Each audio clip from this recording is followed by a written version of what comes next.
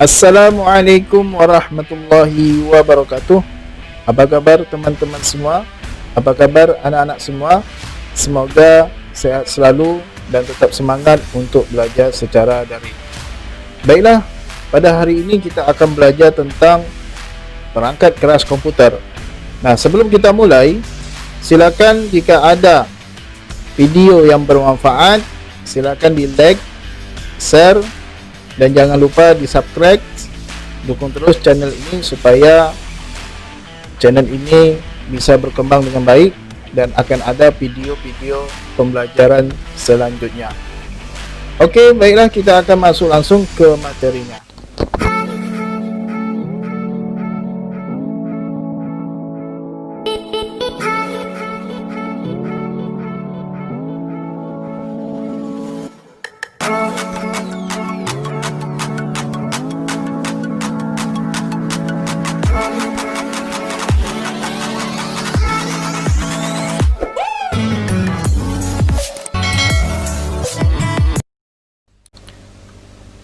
Assalamualaikum warahmatullahi wabarakatuh.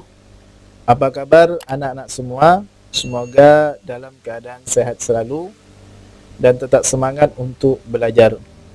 Baiklah, pada hari ini Bapak akan menjelaskan tentang perangkat keras komputer. Oke, langsung saja kita mulai pembelajarannya. Mengenal lebih dekat perangkat keras komputer. Mungkin dari kalian sudah tahu ya apa itu komputer dan mungkin sudah menggunakannya pada saat ini. Nah, tentu saja kita harus tahu juga ya yang mana saja perangkat keras komputer itu dan apa fungsinya.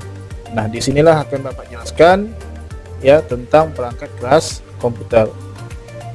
Nah, sebelum kita lanjutkan, kita harus tahu dulu tujuan pembelajaran. Kenapa kita harus tahu tujuan pembelajaran? Supaya pembelajaran itu bisa lebih efektif dan kita tahu ya pembelajaran itu harus bisa kita pahami dengan seksama agar apa yang disampaikan bisa kita terima dengan baik.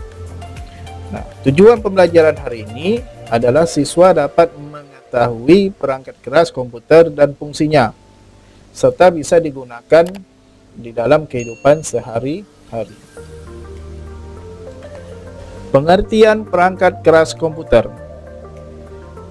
Komputer merupakan perangkat teknologi informasi yang sangat penting. Nah, peranannya dalam proses pengolahan, baik itu penyimpanan dan penyajian informasi, itu sangatlah besar. Nah, komponen komputer yang dapat kita lihat secara fisik atau dapat kita pegang ataupun kita pindahkan, nah inilah yang disebut dengan perangkat keras komputer atau dalam bahasa Inggrisnya hardware. Jadi yang kita lihat di rumah, baik itu laptop maupun komputer, kita bisa lihat ada layar, kita bisa lihat ada keyboard, mouse. Nah, itu adalah komputer yang bisa kita lihat secara fisik. Ya, jadi kita harus tahu yang mana yang bisa kita lihat secara fisik dan juga yang tidak bisa kita lihat secara fisik. Ya, kita lanjutkan. Nah, jenis dan fungsi. Jadi perangkat keras komputer ini dibagi menjadi 3. Dalam pengolahannya, ya, komputer ini dia mengolah sebuah data. Nah, data itu berasal dari kata datum yang berarti fakta atau kenyataan. Apa itu fakta? Yaitu suatu peristiwa yang diambil dari suatu kejadian dan mengandung nilai yang sangat berarti. Ya, data dapat juga berupa simbol-simbol, gambar-gambar, huruf dan angka-angka. Nah, setelah data ini diproses melalui pengolahan, maka dia akan menghasilkan sebuah informasi dan berguna ya daripada hanya berupa data. Jadi dia bisa memberikan sebuah informasi. Selanjutnya, perangkat keras itu terdiri dari 3. Yang pertama, perangkat keras masukan atau disebut dengan input device. Nah, yang kedua, perangkat keras pemroses atau disebut dengan prosesor. Nah, selanjutnya yang ketiga, perangkat keras keluaran atau output device. Untuk video hari ini, Bapak akan menjelaskan tentang perangkat keras masukan atau input device. Nah, perangkat keras pemroses dan keluaran itu akan Bapak jelaskan di video berikutnya. Oke, sekarang kita masuk ke perangkat keras masukan atau input device. Nah, perangkat keras masukan atau input device yaitu peralatan yang digunakan untuk memasukkan data dan program dalam bentuk data digital yang akan diproses oleh komputer dengan tujuan menghasilkan informasi yang dibutuhkan. Perangkat keras masukan ini ada 5, yaitu yang pertama keyboard, yang kedua mouse, yang ketiga scanner, yang keempat mikrofon, dan yang kelima webcam. Jadi hari ini akan Bapak jelaskan kelima tersebut. Nah, kita masuk yang pertama adalah keyboard. Keyboard merupakan perangkat yang memiliki tombol mirip dengan mesin tik. Mungkin kalian belum pernah atau sudah pernah melihat mesin tik. Mesin tik itu dikerjakan secara manual. Jadi sebelum adanya keyboard itu diciptakanlah dulu namanya mesin tik. Mesin tik ini ya fungsinya untuk mengetik surat yang lebih canggih dari kita menulis surat menggunakan tangan. Tapi setelah perkembangan zaman atau perkembangan teknologi, maka muncullah keyboard ya, karena keyboard ini lebih banyak fungsinya. Nah, terus keyboard digunakan untuk memasukkan data atau memberikan perintah pada komputer. Terus keyboard bisa dibagi menjadi 3, yaitu fungsinya sebagai yaitu tombol fungsi atau function key, nah tombol huruf atau angka dan tanda baca, dan tombol angka dan tanda baca yang berfungsi sebagai kalkulator. Jadi yang di keyboard ada angka ya, itu fungsinya untuk menghitung atau dijadikan sebagai kalkulator. Nah, yang selanjutnya tanda baca ada titik, ada koma, seru dan segala macamnya.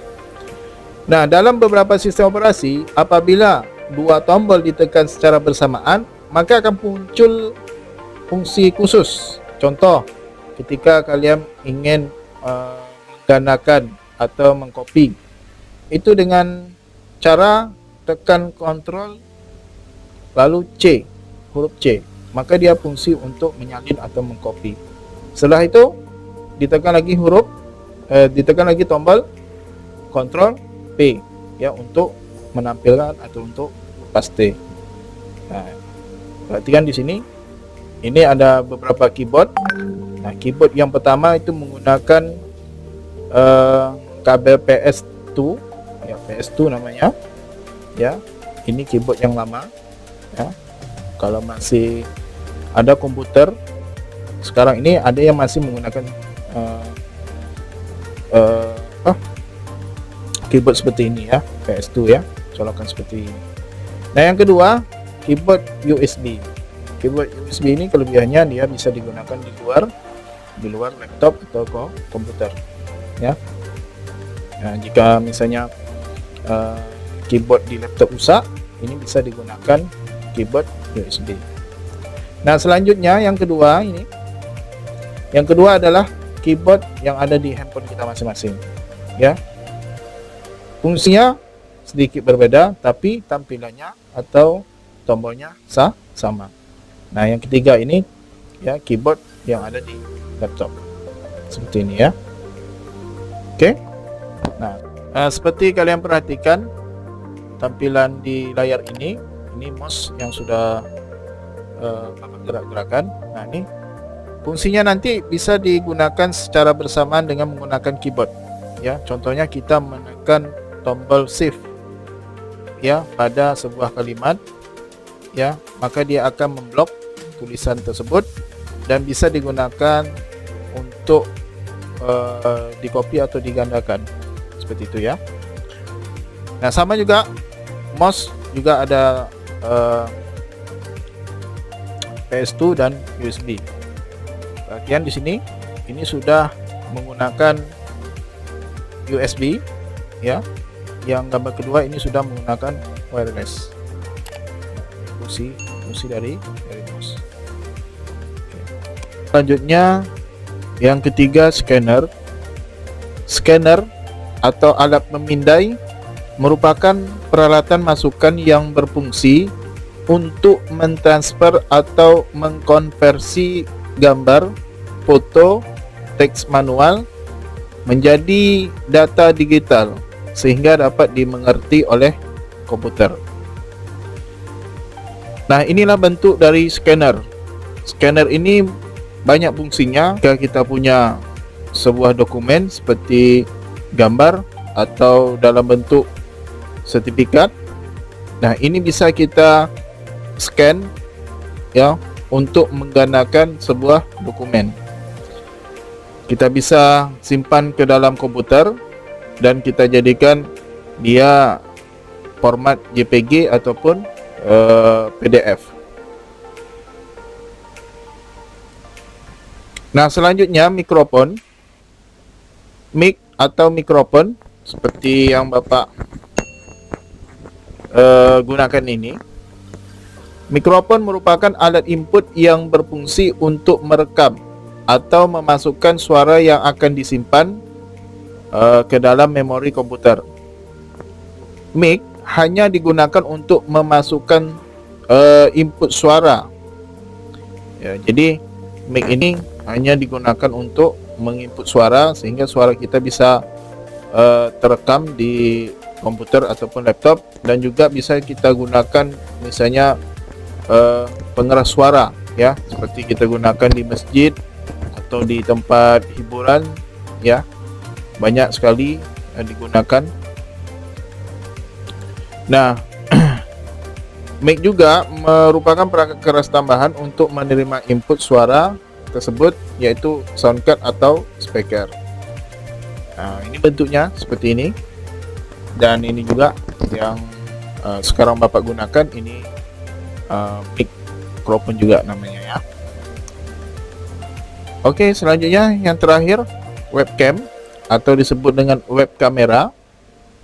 Webcam merupakan kamera real time yang menggambarkan keadaan pada saat itu, sehingga gambarnya bisa diakses atau dilihat melalui koneksi internet dengan menggunakan aplikasi video call. Nah, webcam ini banyak sekali digunakan pada saat ini seperti video conference ya. Video conference itu kita menggunakan webcam, dan juga terdapat di laptop ya. Kalaupun di komputer itu ada tambahan yang disebut dengan webcam, dan juga ada juga di HP kamera. Nah, seperti ini bentuknya. Jadi ketika kita menggunakan sebuah aplikasi seperti Zoom atau Google Meet atau Webex, nah ini biasanya digunakan untuk proses pembelajaran atau digunakan untuk meeting pada sebuah perusahaan. Dan sekarang juga sudah berkembang juga yang namanya CCTV. CCTV ini fungsinya adalah merekam aktivitas yang dilakukan sehingga hasilnya itu bisa tersimpan di memori ataupun di komputer. Nah, inilah 5 aplikasi perangkat keras input ya, dan semua ini sudah kita gunakan dalam kehidupan sehari-hari, dan Bapak harapkan dari kalian gunakanlah ya alat-alat input ini dengan sebaik mungkin ya. Bagaimana alat-alat ini bisa berguna di dalam kehidupan sehari-hari, ya, seperti kita menggunakan keyboard untuk mengetik, mouse untuk mengerjakan perintah yang ada di dalam komputer, ya, scanner untuk scan data, terus mikrofon digunakan untuk merekam suara, ya, dan terakhir webcam yang digunakan untuk merekam secara real time, ya, kegiatan yang kita lakukan. Nah, mungkin untuk hari ini Bapak cukupkan sampai di sini tentang perangkat keras input, ya. Nah, insyaallah video selanjutnya kita akan masuk kepada perangkat keras pemrosesan. Nah, mungkin itu saja dari Bapak. Lebih kurang mohon maaf. Bapak akhiri dengan Assalamualaikum warahmatullahi wabarakatuh. Salam madrasah. Madrasah hebat, madrasah bermartabat.